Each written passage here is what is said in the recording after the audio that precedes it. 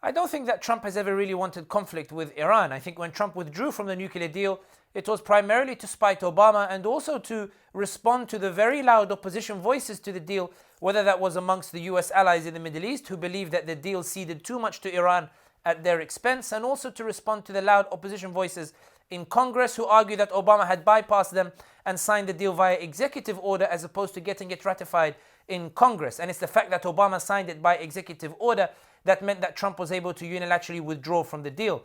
I think Trump has always sought his own version of the nuclear deal in his own way by applying maximum pressure on Iran to coerce them into coming to the table where Trump could dictate the terms himself. However, despite Iran coming under immense economic pressure and being rocked domestically by huge protests, and despite Iran's capacity for containing its domestic situation becoming severely hampered by Trump's maximum pressure policy, Iran has always held on to the hope that Trump will be a one-term presidency and that a Democrat administration will come in and restore negotiations and alleviate a lot of that pressure that Trump has been applying. And that's what's happened, in that Biden has won the elections and beaten Trump.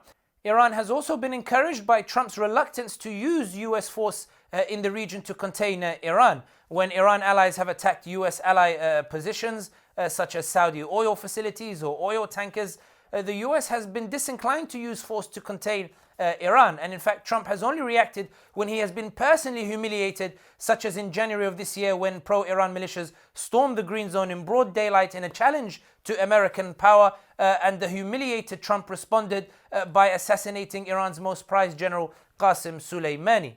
Trump has now let loose in that he's allowed Israel to embark on assassinations on Iranian territory and has sought to consider the option of conflict with Iran.